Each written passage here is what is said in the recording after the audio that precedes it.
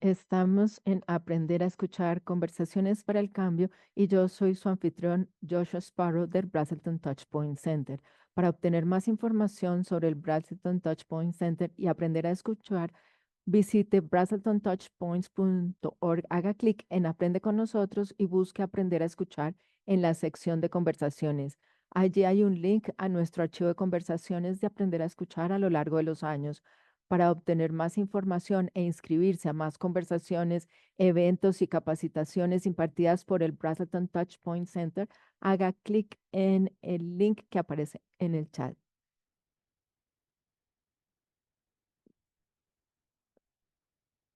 Hoy vamos a aprender con el doctor Sandro Galea, médico epidemiólogo y decano de la Facultad de Salud Pública de la Universidad de Boston, sobre lo que podemos aprender de la pandemia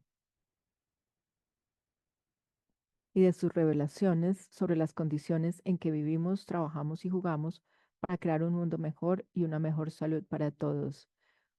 Unos 700 de nosotros estamos inscritos para nuestro seminario de hoy. Por favor, cuéntenos quiénes son, de dónde se conectan y a qué se dedican utilizando el chat. Vemos personas que se están conectando de todas partes del país. Hoy se une a nosotros María José Gutiérrez desde Bogotá, Colombia, para hacer la traducción del seminario al español. Muchísimas gracias a María José. Para tener acceso a la traducción, ustedes deben buscar el icono en los controles de Zoom, elegir español y luego pueden silenciar el audio original para solo escuchar la versión interpretada.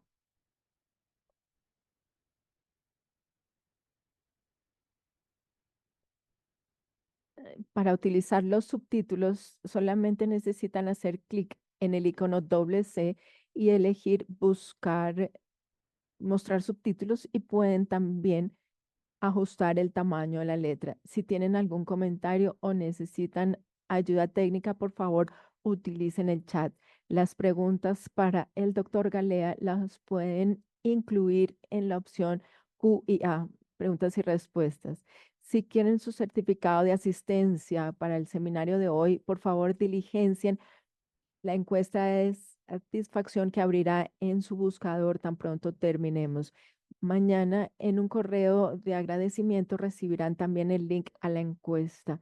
Antes de comenzar, quiero dar las gracias a nuestros patrocinadores, la Fundación Berkshire Bank, Cambridge Trust y a nuestro equipo de producción, Isabela Mantilla, Michael Accardi y Susan Ocase. Y ahora voy a presentarles a nuestro invitado, el doctor Sandro Galea, que es médico epidemiológico y escritor y decano, el profesor Robert A. Knox de la Facultad de Salud Pública de la Universidad de Boston. Anteriormente ocupó cargos académicos y directivos en la Universidad de Columbia, la Universidad de Michigan y la Academia de Medicina de Nueva York. Ha publicado numerosos artículos en revistas especializadas y con frecuencia habla con los medios de comunicación sobre las causas sociales de la salud mental y las consecuencias de los traumas. Es uno de los académicos más citados en el ámbito de las ciencias sociales. Él es el actual presidente del Consejo de Salud de la Comisión de Salud Pública de Boston, expresidente del Consejo de la Asociación de Escuelas y Programas de Salud Pública y expresidente de la Sociedad de Investigación Epidemiológica y de la Asociación Interdisciplinaria de las Ciencias de la Salud de la Población. Es miembro electo de la Academia Nacional de Medicina. Ha recibido varios premios en toda su carrera. También muchísimas gracias, doctor Galea, por estar con nosotros el día de hoy. Estamos encantados de tenerlo con nosotros. Antes de comenzar, quiero preguntarle qué quiere compartir con nosotros con respecto a por qué hace el trabajo que hace, qué le ha sentido a este trabajo y qué quiere que nosotros sepamos de cómo llegó usted a hacer el trabajo que tanto lo apasiona. Bueno, primero que todo, muchísimas gracias por la invitación del día de hoy y gracias a todos los que están conectados a la conversación. Es un honor estar con todos ustedes. Bueno, yo nací y fui criado en la isla de Malta, al norte de África, y cuando uno crece en una isla pequeña, entonces yo siempre tuve la idea de ser médico para ayudarle a la gente a sanar. Y empecé mis estudios en medicina y también trabajé en Somalia, en Guinea, y luego en Canadá. Y a medida que yo iba de un lugar a otro, donde mi capacitación médica y vi que estaba causando un impacto positivo, entonces empecé a ver las limitaciones de esta misma capacitación, porque yo sabía que estaba haciendo todo lo que estaba a mi alcance para que mejoraran, pero no estaba ayudando a las personas a que no enfermaran. Y entonces empecé a pensar que tenía que haber una forma mejor y no sabía mucho al respecto. Y después llegué a este país y cuando tenía 30 años volví a la universidad y luego obtuve una maestría y una PhD en epidemiología. Y entonces me he enfocado en tratar de entender las causas que hacen que las personas mantengan su salud y he trabajado mucho en términos de trauma y de las fuentes de estrés y he trabajado en trauma individual y trauma de grupos y también me interesa mucho la salud holística de las personas también desde el punto de vista de salud mental. Entonces pasé de ser un médico que trataba a las personas para curarlas y entré al mundo de la salud pública y empecé a mirar todos estos factores que hacen que las personas no mantengan su salud. De manera que hoy en día estoy muy comprometido con respecto a qué hace que seamos sanos para tener un mundo más sano. Entonces, me encantan las organizaciones como el Brazelton Touchpoint Center y todo lo que ustedes hacen porque empiezan a trabajar con la infancia temprana para generar condiciones que hagan que las personas sean más sanas y esto realmente lo admiro. Me encanta que después de toda su capacitación médica, buscara la forma de mantener a las personas sanas. Y me recuerda de algo que decía el doctor Barry Brazelton y de la pediatría. Cuando fue residente de pediatría, él decía, puedo saber mucho de las enfermedades, pero no sé nada de los niños. Y así fue cuando empezó a estudiar pediatría. Y espero que nos hable un poco más de lo que usted ha aprendido y cuáles son las fuerzas que nos ayudan a mantenernos sanos. Bueno, que yo puedo tomar las palabras del doctor Brazelton y decir que yo sentía que sabía mucho sobre las enfermedades, pero no de cómo mantenernos sanos. Y me di cuenta que es mucho más interesante estar sano y no que lo curen a uno de una enfermedad. Y seguramente esto debe resonar con muchas personas. Hace unos 25 años vi que había un gran interés y se aumentó el nivel de conciencia en cuanto a de dónde viene la salud y la exposición a las enfermedades y también de las condiciones en las que yo puedo vivir, quiénes son mis amigos, mis redes y todo lo que llevo conmigo desde la infancia hasta la fecha, lo que como, lo que como, lo que bebo y también todo aquello que tiene que ver con el medio ambiente y las políticas que luego protegen. Y entonces tenemos distintos niveles de influencia sobre mi vida. Y esto se convirtió en el foco de mi trabajo. Como ya les dije, siempre me ha interesado mucho el trauma y el estrés para analizar cómo es que esos elementos se nos meten bajo la piel y cómo se convierten en enfermedad. Y hay una gran cantidad de ejemplos de esto.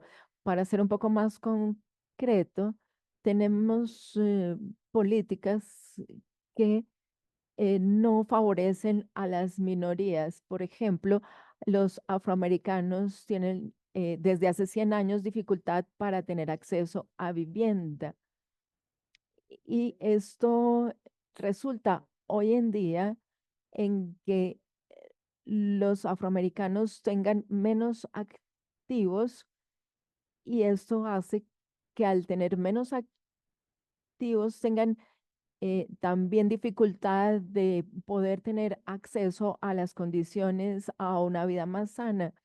Y podemos ver que hay unos americanos blancos que tienen más activos, menos activos, unos que tienen mayores niveles de educación, otros menos, de manera que podemos hacer la conexión entre las políticas, los sistemas y las estructuras que generan distintos niveles de acceso a la promoción de la salud o a la solución el día de hoy. Y cuando uno se da cuenta de esto como médico o como cualquier otro profesional de la salud o trabajador social, cuando estamos frente a un paciente, tenemos que pensar en que son personas y frente al médico, el médico dice, me preocupa la enfermedad que este paciente tiene bien, y eso está muy bien, pero esta enfermedad es producto del grupo de amigos que tenía, el comportamiento en ese grupo de amigos, el sitio donde ellos vivían y las políticas que determinan dónde pueden vivir y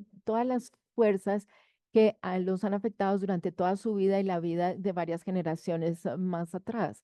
Y entonces así nosotros como profesionales de la salud podemos prestarle mucho más atención a todos los elementos que componen el mundo a nuestro alrededor.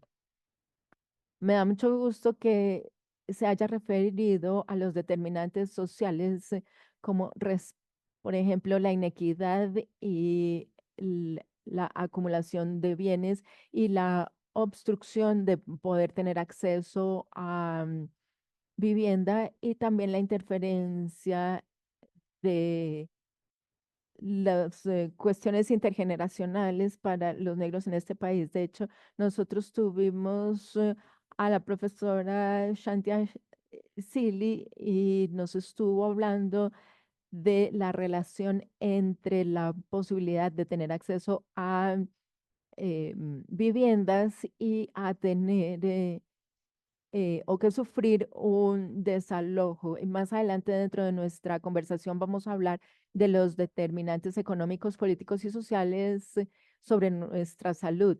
Antes de pasar a ese tema, vamos a hablar de un evento que puede no hacernos bien para la salud, como fue la pandemia. Pero antes de esto, quiero que hablemos de su blog que se llama The Healthiest Goldfish. Por favor, cuéntenos de dónde salió el título de El pez dorado más saludable. Y vamos a compartir el link con toda nuestra audiencia. Por favor, cuéntenos qué es y qué es lo que usted quiere lograr con este blog.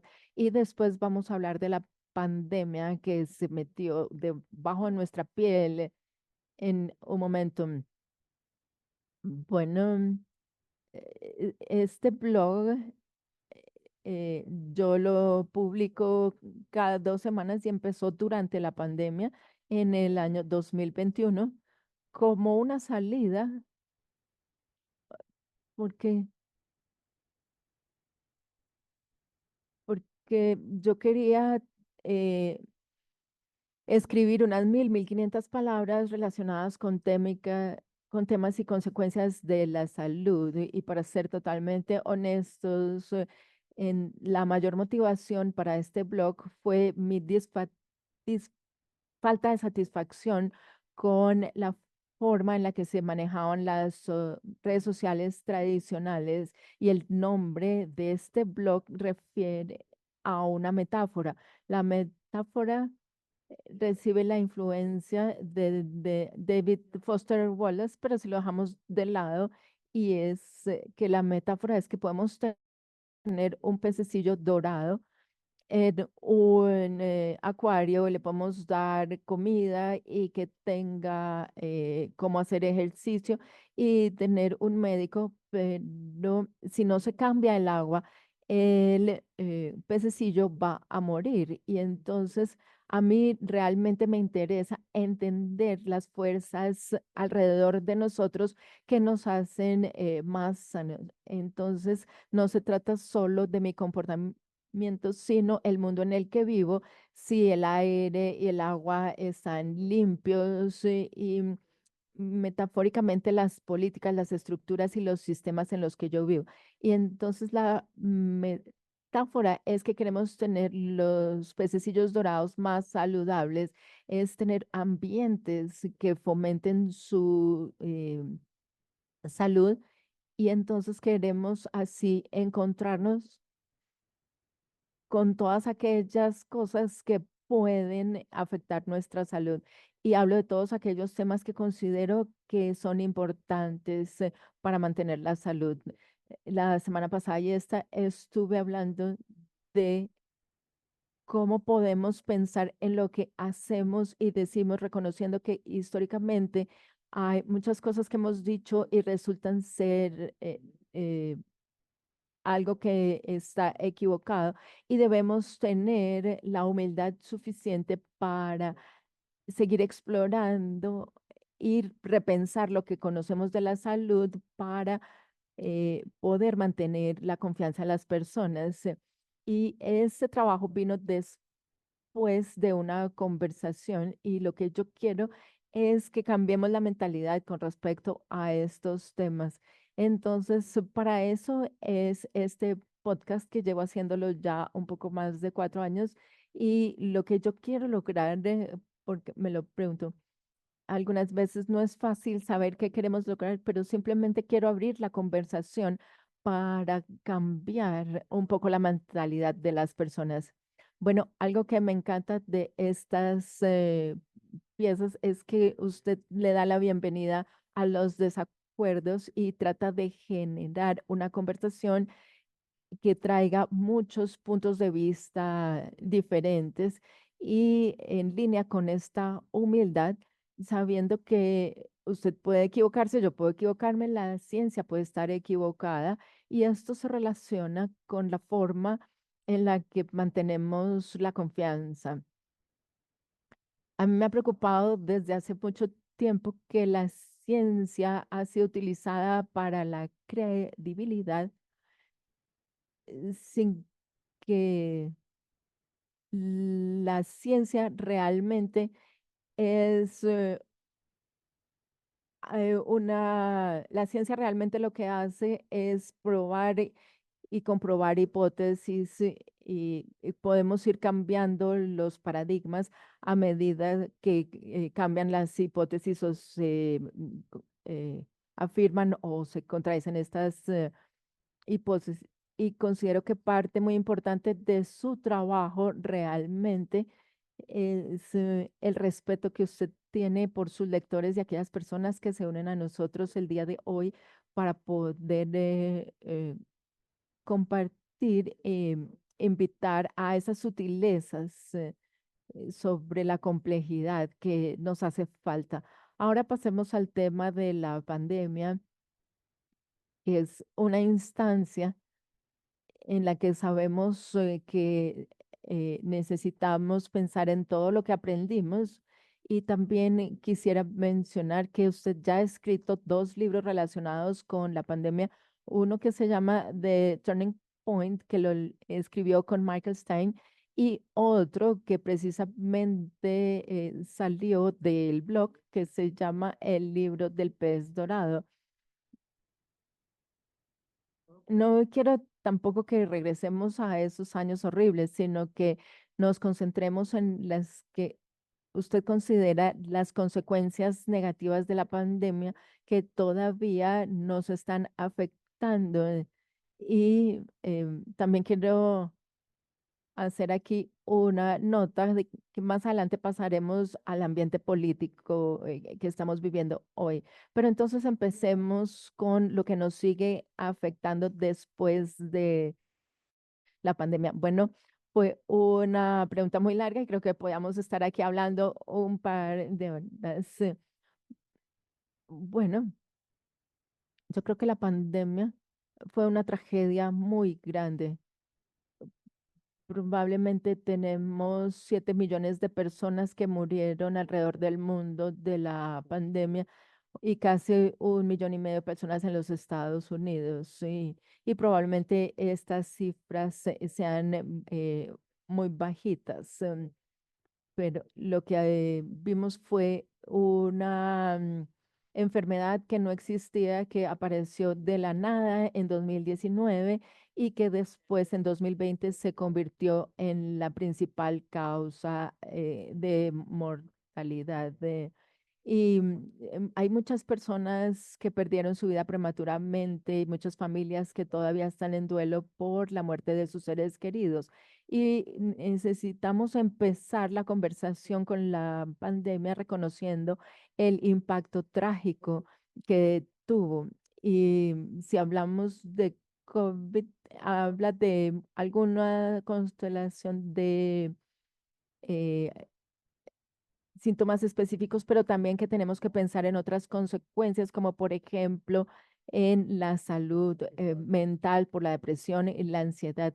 Entonces tenemos que reconocer esto y también las otras enfermedades y también tenemos otras consecuencias que son sociales y económicas. Durante el COVID mismo hubo unas consecuencias sociales extraordinarias en términos de los esfuerzos que hicimos para restringir la transmisión de esta enfermedad tremendamente infecciosa que resultó en las clausuras de los colegios, de que la economía no funcionara y que las personas no pudieron ir a trabajar. Y estas son unas consecuencias realmente disruptivas y realmente no nos hemos recuperado. Y la elección es una reflexión, es un reflejo, perdón, de lo que sucedió en los años del COVID. Y nuevamente hubo una disrupción en la vida de todos los que estamos aquí porque esto nunca había pasado. Vamos a dar un ejemplo concreto. Nosotros tuvimos un aumento increíble en el uso de drogas y muertes por sobredosis. Entonces, si pensamos en los años 2021 y 22, hubo más personas de menos de 65 años que han muerto por sobredosis, mucho más que los que murieron por COVID. Y esto nos muestra las disrupciones que nos trajo el COVID. Y además de esto, vemos dónde hay intersecciones entre el COVID y la salud pública con los expertos, con la ciencia y la forma como nosotros presentamos lo que ya conocíamos y qué tanto confiaba el público en lo que nosotros decíamos. En muchos sentidos, el COVID fue el triunfo de la salud pública porque muchísimas personas murieron, pero otras vidas fueron salvadas gracias a las vacunas, a las pruebas, a la detección temprana, a los tamizajes, al aislamiento social y haciéndole el seguimiento al contacto. De manera que todas estas consecuencias nos llevan a preguntar por qué se da esto.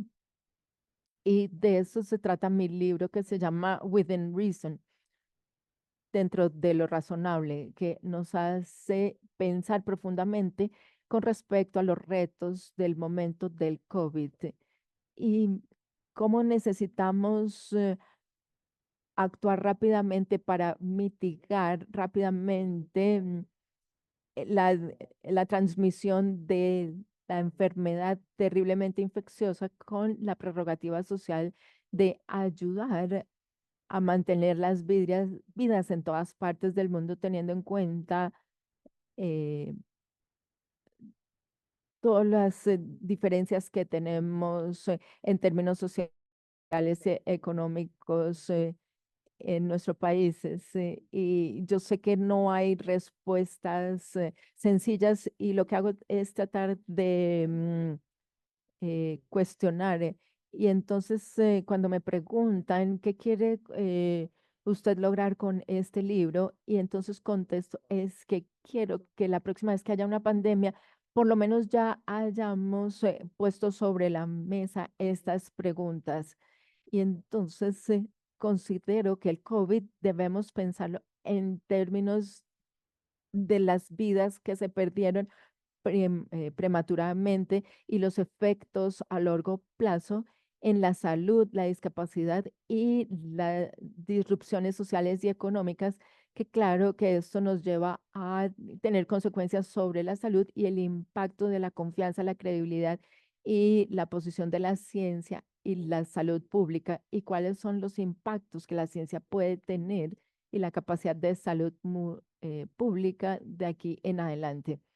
Nos mencionó las disrupciones sociales y económicas, especialmente durante los primeros 2 años, y a muchos de nosotros queremos muchas veces olvidar todo lo que sucedió y la gran cantidad de vidas que se perdieron y los puestos de trabajo. Pero si regresamos, por ejemplo, al 11 de septiembre, podemos hablar un poco de cómo es que estas fuerzas económicas y sociales pueden magnificarse o amplificarse y agregar de ciertas formas la forma en la que la sociedad experimenta los eventos traumáticos como estos. En caso de la pandemia, usted puede pensar en las fuerzas económicas y sociales que hicieron que las cosas fueran todavía más difíciles para las personas. Sí, claro. Ahora quiero volver a hablar de otro de mis libros que se llama El Contagio, la próxima vez que publiqué en 2022 y que precisamente habla de aquellas condiciones sociales, económicas y que predisponen a las personas para comportarse de la forma que se comportaron durante la pandemia. Y entonces en mi libro lo que escribo es que el COVID nos encontró en un momento en el que quedamos indefensos. En ese momento los americanos no éramos tan saludables como deberíamos y el COVID afectó más a aquellas personas que tenían una menor calidad de la salud que aquellos que sí eran más saludables, porque nosotros habíamos reducido las inversiones en nuestros sistemas que podían proteger los sistemas de salud pública y de las pruebas. Y entonces también vimos grandes divisiones en los estados de la salud de las personas en este país porque había muchas personas al margen de muchos recursos que pueden generar mejores condiciones de salud. Entonces, lo que podemos es resaltar dos cosas. En primer lugar, las altas tasas de de poco acceso a los servicios de salud y como les dije anteriormente, aquellas personas que tienen menos acceso. Entonces, al pensar en estos argumentos, vemos que las consecuencias de algo como el COVID están predeterminadas por las condiciones sociales y económicas antes de que llegue la eh, pandemia. Entonces, claro que en mi libro digo que el virus fue un factor de estrés agudo, pero realmente las condiciones sociales, económicas y políticas y las estructuras eran las que realmente presentaban estas brechas que nos mostraron lo que puede suceder cuando hay una pandemia como la de COVID. Entonces, esto obviamente también puede ser muy instructivo porque ya ahora sabemos qué podemos hacer mejor cuando llegue la próxima pandemia. Uno de los ejemplos que nos da en su trabajo es de aquellas personas que siguieron trabajando frente al público con un mayor riesgo de contagiarse y la diferencia con aquellas personas que pudieron empezar a trabajar de manera remota y entonces tenían un menor riesgo de ser contagiados. Entonces, esta diferencia también se da y creo que usted también menciona el refuerzo de una cierta polarización que todavía seguimos viviendo. Dígame si esto tiene sentido. Sí, sí, claro que tiene sentido. Cuando llegó el COVID, estoy mirando cómo contestar su pregunta de manera concreta. Así que llegó el COVID el 16 de marzo de 2020, hubo una declaración de emergencia nacional. Era una enfermedad aterradora, infecciosa, que se pasaba de una persona a otra y el presidente dijo, si se pueden quedar en casa, quédense en casa. Y hubo muchos de nosotros que podíamos quedarnos en casa y nos quedamos en casa. Y la mayoría de los americanos que trabajaban, de hecho, más o menos el 75%, que son los de menores ingresos, no se pueden dar el lujo de trabajar desde sus casas. De manera que cuando se dice, si usted puede estar en casa, quédese en casa, entonces se está protegiendo a aquellas personas que tienen mayores ingresos y se está exponiendo a aquellas personas que tienen menores ingresos, de manera que se está generando una división socioeconómica y se está profundizando la división. Esto quiere decir que las personas de menores ingresos estaban más expuestas, aquellas personas que trabajaban en las fábricas, en el transporte, los que cuidaban de los mayores fueron los que más murieron en el contexto del COVID. Entonces, esta acción tan sencilla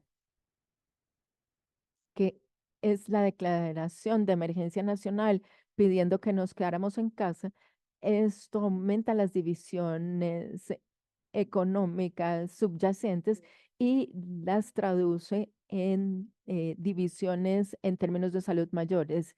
Y entonces si me preguntan, pero entonces no deberíamos haber hecho esto, la respuesta es compleja porque fue una enfermedad que se movía muy rápido y había mucha confusión, pero creo que lo que es importante decir es que no hubo mucha conversación pública con respecto a las consecuencias que estas acciones podían tener. Así que estoy tratando de documentar estas ideas con miras a que haya influencia en nuestro comportamiento en el futuro. Bueno, y considero que esto nos ayuda a ver cómo estamos ahora porque somos un país mucho más polarizado y entonces estamos separando a los grupos que ganan menos de los grupos que ganan más y los grupos que ganan más son más pequeños. Así que lo que me pregunto es qué necesitamos en este momento para recuperar la salud, teniendo en cuenta estos efectos que persisten y que todavía tienen influencia sobre nuestra salud. Bueno, supongo que hay dos respuestas para esto y creo que tenemos que ayudarles a las personas a tener la salud que necesitan y no hay diferencia en términos, por ejemplo, de lo que se necesita con respecto a mantener la salud mental, porque tenemos, por ejemplo, síntomas como la fatiga que vienen del COVID, pero también tenemos otros síntomas como la infelicidad que caracterizan la depresión. Y en segundo lugar, necesitamos aprender y necesitamos cambiar la concepción que tenemos con respecto a cómo nos preparamos para eventos posteriores. Recuerden que les dije ya que esto tuvo efectos sobre las brechas en nuestra salud de estar menos saludables de lo que deberíamos desde el comienzo y haber reducido las inversiones en la infraestructura de salud pública para protegernos. Y entonces nosotros lo que necesitamos es buscar cómo podemos prevenir esto en el futuro, aumentando nuevamente la inversión en salud pública. Y entonces esto nos vuelve a llevar al agua en la que nada el pez dorado. Sí, tiene que ver. Y también estamos hablando de círculos concéntricos alrededor de la persona. Y entonces también usted me recuerda de el marco conceptual ecológico para el desarrollo que se desarrolló en los 70 por un colega que se llama Barry Bronston. Y entonces él presentaba esta idea de los círculos concéntricos que vienen también relacionados con el agua de la pecera. Entonces, si ahora miramos los determinantes económicos, y sociales y políticos sobre la salud, entonces agregamos a la parte comercial, a los determinantes comerciales de la salud. Entonces, si nosotros miramos los determinantes económicos, políticos, sociales y comerciales, lo que está afectando el agua en la que todos nosotros estamos nadando, le pido por favor que nos comente qué cree que va a suceder en términos del ambiente político que estamos viviendo actualmente y lo que van a permanecer los próximos 4 años. ¿Cuáles considera que son las oportunidades de aprender y las formas en que nos podemos proteger y defender y qué podemos hacer todos para recuperar la esperanza y para que el agua en la que estemos nadando sea más saludable? Bueno, obviamente yo no sé exactamente qué puede suceder en los próximos 4 años. Y creo que esa es la parte más fácil de contestar, porque simplemente no sabemos qué va a suceder. Y entonces yo no hago comentarios partidistas y nosotros sabemos que el presidente electo tiene un sistema de gobierno monolínea y entonces es difícil predecir la correlación entre lo que él dijo durante la perdón, la campaña y lo que realmente va a suceder. Y entonces aquí tenemos una situación en la que no sabemos lo que va a suceder en los próximos 4 años, pero usted habló también de los determinantes comerciales de la salud. Y si pensamos nuevamente en la pecera y en el agua que nos rodea tiene forma no solamente que viene del sector público, sino del sector privado, porque la mayoría de los americanos trabajamos para el sector privado y la mayoría de los productos que nosotros tenemos a nuestro alcance son producidos por por empresas del sector privadas, por ejemplo, los computadores. Zoom y todo lo que tenemos en nuestros ambientes de trabajo. Y todo esto tiene influencia en el aire que respiramos, en las viviendas en las que vivimos y todos los productos que utilizamos.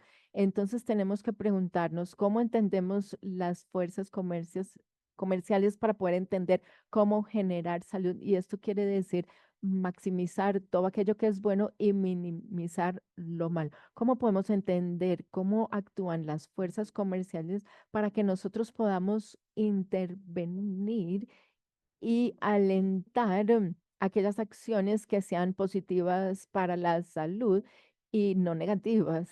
Y entonces, voy a darle un ejemplo. tenemos muchos colegas y amigos que trabajan en el sector privado. Entonces, nosotros podemos, por ejemplo, tomar el ejemplo de los actores del sector privado para poder mejorar la salud, para que no se comprometa tampoco el éxito comercial, pero que podamos tener productos y condiciones que generen salud.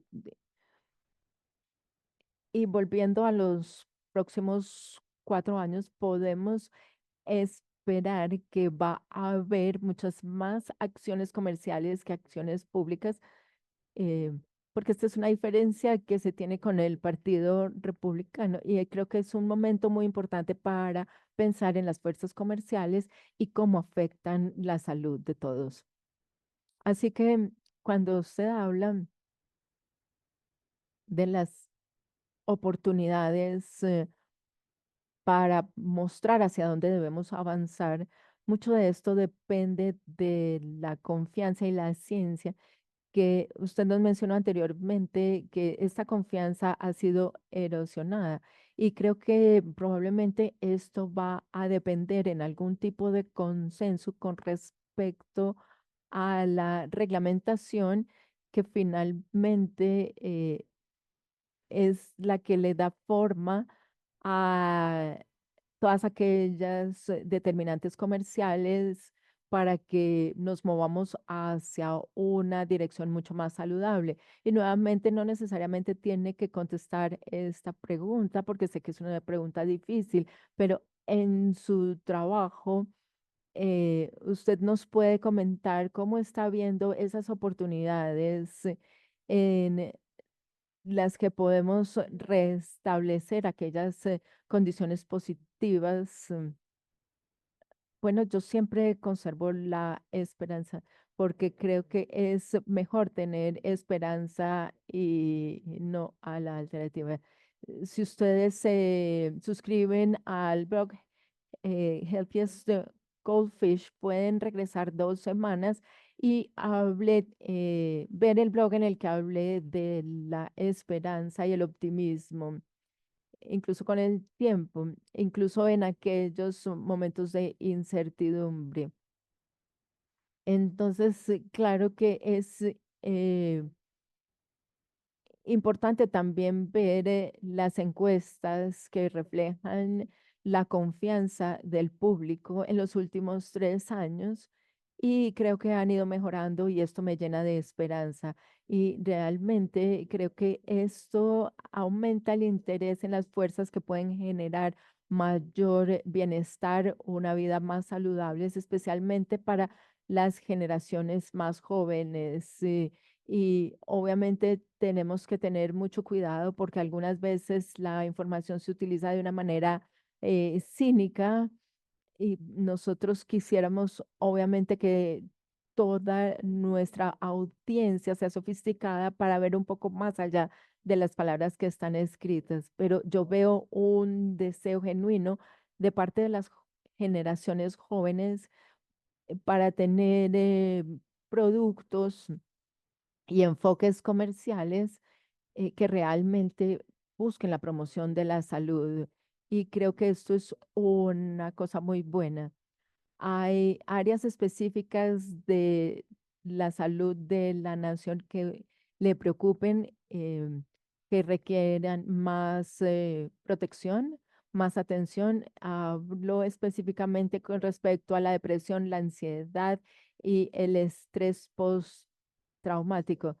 Sí, creo que un 70% de las enfermedades que sufre este país y todo el mundo vienen por enfermedades no transmisibles como la hipertensión, la obesidad, y creo que todos estos frentes que se dan por no tener dietas saludables, por las dificultades de hacer ejercicio y no tener estilos de vida saludables para todos.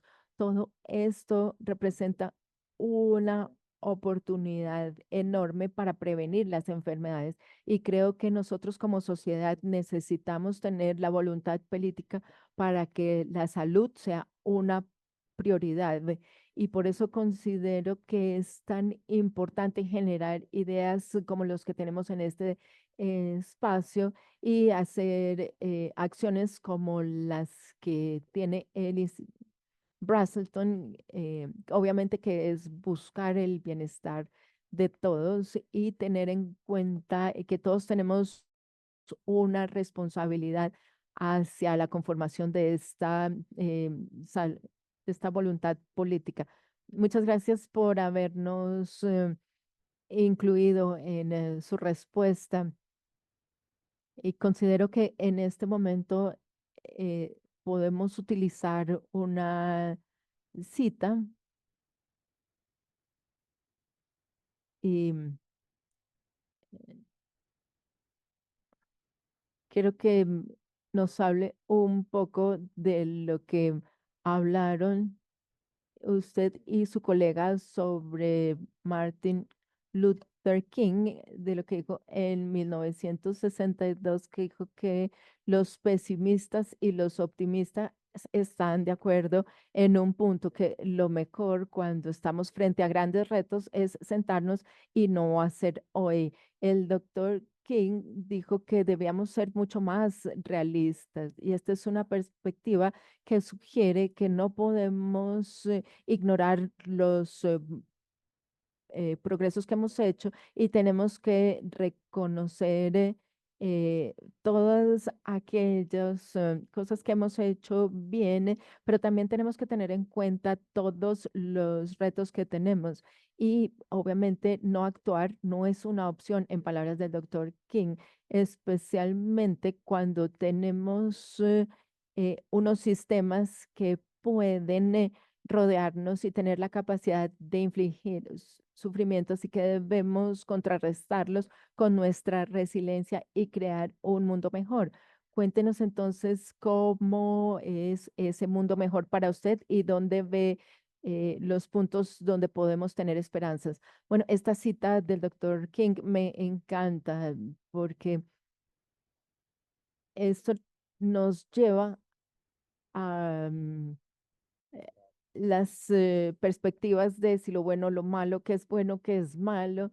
Pero realmente consideramos que debemos evitar los extremos, ni el optimismo ni el pesimismo extrema, porque los muy optimistas dicen no necesito hacer nada porque todo está bien, pero resulta que el mundo es mucho más complicado que esto y entonces se necesita un enfoque más pragmático y el doctor King lo llamaba un enfoque realista y yo lo utilizo como pragmático.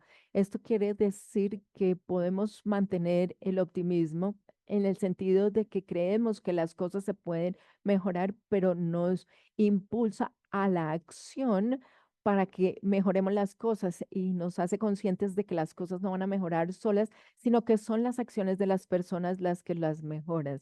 Entonces, ¿cuál es la visión de un mundo más sano? Es un mundo en el que no tenemos las diferenciales de la esperanza de vida con base en el color de la piel o la fortuna con la que se nació o el dinero que se tiene en el banco, sino que todos tengamos la oportunidad de vivir vidas ricas, largas y que sean algo que nos agrade. Entonces nosotros lo que necesitamos es mirar cuáles son las enfermedades que podemos prevenir y ser muy pragmáticos y realistas con respecto a las enfermedades, porque tenemos muchas que no sabemos de dónde vienen y esta es la naturaleza humana. Vemos que Marisol nos habla de las pequeñas victorias a través del chat. Pero entonces, lo que yo quiero expresar aquí es que debemos tener una visión radical de un mundo saludable para todos, donde todos podamos vivir una vida rica, pero tenemos que ser pragmáticos y pensar en que se requiere mucho trabajo y necesitamos un plan. Tenemos que pensar cuáles son los pasos que tenemos que seguir para asegurarnos de que todos tengamos una vida vivible. Y lo primero es que hay necesidad de tener un aire que podamos respirar. Y obviamente sabemos que si hay unos niveles de educación más altos, se puede también aumentar la expectativa de vida en 20 años. Pero entonces, ¿qué es todo lo que necesitamos para cambiar estas estructuras? Sabemos que toma tiempo y esto está bien porque sabemos que necesitamos tener una visión mucho más radical de este mundo. Bueno, y en su visión de un mundo más saludable, el acceso igualitario a la salud y la longevidad es algo fundamental. Vemos una pregunta de Marcel Flores en el chat. Considera que si en los Estados Unidos el modelo de prestación de servicios de la salud no se aparta del modelo de negocio, en los Estados Unidos seguiremos estando enfermos. Bueno, sí, voy a escribirlo en el chat. Voy a compartirles un artículo que escribí sobre los sistemas de salud y porque lo podemos pensar como actores comerciales y lo podemos comparar con otras industrias con ánimo de lucro. Y creo que lo más importante es no desesperarnos, sino ilustrar a través de los caminos de los cuales los sistemas de salud pueden mejorar su operación. Entonces, no estoy seguro si estoy dispuesto a decir que no vamos a lograr mejor salud a menos que nos separemos de las acciones corporativas de los sistemas de salud actuales. Pero lo que quiero decir es que es importante reconocer las motivaciones comerciales de los sistemas y lo que nosotros debemos es buscar que estas acciones comerciales vayan encaminadas a tener una sociedad muchísimo más saludable. Bueno, suena como un enfoque pragmático incremental porque también mencionó que debemos dejar de lado el sistema de salud como negocio y esto no va a suceder mañana por la mañana, pero entonces realmente no sabemos si nos estamos acercando o alejando al modelo de otras industrias. Y, y usted mencionó que le encanta la cita que mencionamos anteriormente del doctor Martin Luther King. Y también usted escribió en su blog una cita muy importante y algo muy importante de su trabajo es este intento de hablar de ambos lados al mismo tiempo. Por un lado, reconocer la desesperanza, mientras que también mantenemos la esperanza y eso es difícil para las personas y también es difícil de comunicar y obviamente estamos sobresaturados con las redes sociales, en donde no hay mucho tiempo antes de estar usted del otro lado de este argumento y de estas sutilezas del argumento. Creo que las personas ya han ido a otro tema y siguen desplazándose en sus pantallas. Entonces, creo que es muy importante tener en mente estas sutilezas y obviamente es importante no ponernos unos a otros. Otra cosa que usted mencionó es, habló, creo usted también de que va a abrir otra facultad en San Luis, lo escribió en su blog y creo que usted también quiere irse lejos de la costa y quiere ir a lugares donde pueda aprender y conectarse con personas que tengan experiencias muy distintas. Entonces quiero preguntarle por qué se quiere ir de la costa este y qué quiere lograr eh, con este traslado. Bueno, ya en el chat está el link al artículo que habla sobre los aspectos comerciales de la salud mental. Bueno, yo he estado en este país 25 años, fundamentalmente en Boston y Nueva York, y obviamente me encanta estar en la costa. Mis hijos nacieron aquí y yo en la infancia y la adolescencia viví en muchos países y aquí ya senté cabeza mucho más adelante, pero yo veo el mundo de una forma muy, muy particular y también soy muy consciente de mis sesgos y los escribo o escribo de estos sesgos. Y para mí es difícil ver el mundo como lo ve la mitad de nuestro país a pesar de todos mis esfuerzos. Y entonces en la Universidad de Washington me están presentando esta oportunidad de empezar a trabajar en el estado de Missouri para el bien del país y de todo el mundo. Estamos hablando de Missouri, que está en el centro del país. Y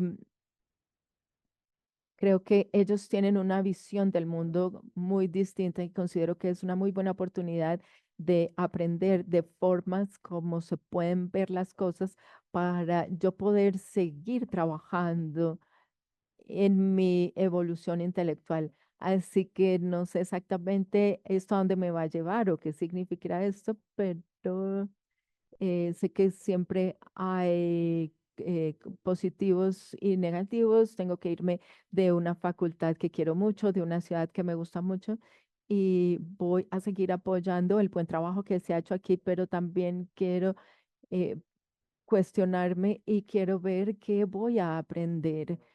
Y, entonces creo que usted va a tomar este camino que es el de traer a la mesa el desacuerdo y por eso nosotros le llamamos a esta serie a aprender a escuchar conversiones para el cambio. Para nosotros fue un honor tenerlo con nosotros hoy y queremos volverlo a invitar cuando ya esté organizado en su nuevo hogar para que nos cuente sobre sus nuevas experiencias. Muchísimas gracias por haberse unido a nosotros hoy y por habernos compartido su trabajo y de cómo poder nosotros equilibrar estas sutilezas y mantener la esperanza. Muchísimas gracias a usted por su liderazgo y su visión y muchas gracias a toda la audiencia por haberse unido a nosotros. Muchas gracias por lo que hacen todos los días y esperamos volverlos a ver el 29 de enero cuando vamos a hablar con Junlei Lee. Creo que él fue uno de los primeros que estuvo con nosotros en el 2019 y vamos a hablar de la salud temprana con base en relaciones. Muchas gracias a todos y esperamos verlos en enero.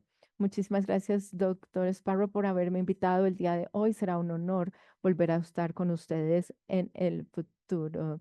Y obviamente también tenemos amigos en